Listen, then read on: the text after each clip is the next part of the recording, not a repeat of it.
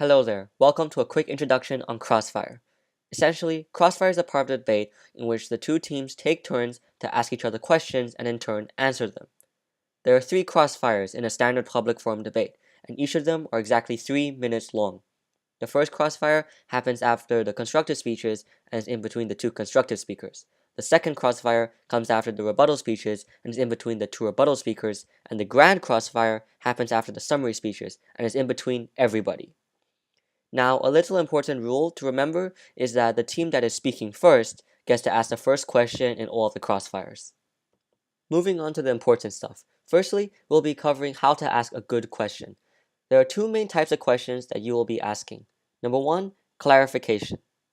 This one is rather self-explanatory. It is to get the details of a point in case you didn't flow it or you need more information to properly rebut it.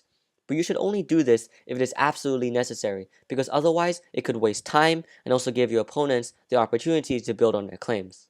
The main type of question that you should be utilizing is number 2, poking holes in your opponent's case. Crossfire is the perfect time to reveal all the faulty logic and contradictions within your opponent's case. A good format to use for this type of question looks like this. According to blank, so why blank? Now, it's easy to just ask the why part. For instance, why should we deport illegal immigrants when they contribute significantly to the US's slowing economy? Or something like, why should we care about illegal immigrants' economic benefits when they reduce the overall wage for law-abiding citizens? But these type of questions don't have much ground on their own, since the opponent can just repeat a warrant or a piece of evidence and be done with it. This is why we need to have the first part, which is adding evidence.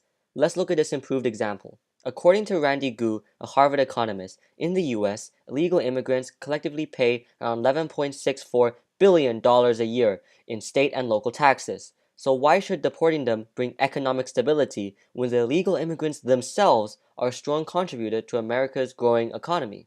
You should be aiming for questions like these because the question is now reinforced by a piece of evidence, and this forces the opponent to attack the question head on and give a direct response, something that they're likely not prepared for. But there's one final tip for asking questions. Let's look back at the first example. Let's say that I was arguing for keeping illegal immigrants in the US. In the last part of the question, I state that the illegal immigrants are a strong contributor to America's economy.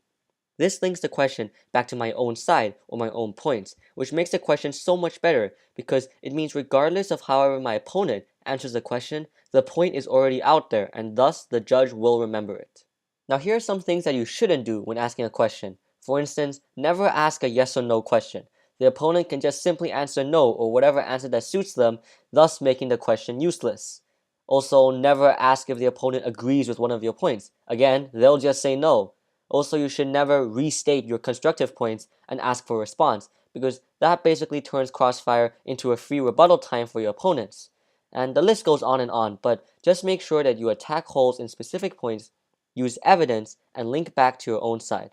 Let's move on to answering questions. You should take around 20 to 40 seconds to answer a question, and when doing so, it's always important to answer the question with evidence, so make sure that you have all of your cards either on your laptop or printed out and ready to go. You should also be able to name the important piece of evidence off the top of your head. Other than that, there really aren't many tips to answering questions, as it mainly requires the ability to freestyle and answer any question on the go. Throughout practice and doing multiple debate tournaments, this is a skill that will come to you. But for now, just remember, any answer is better than no answer. And finally, now that you understand the basics of asking and answering questions, we need to cover the golden rule of Crossfire. Do not be a jerk.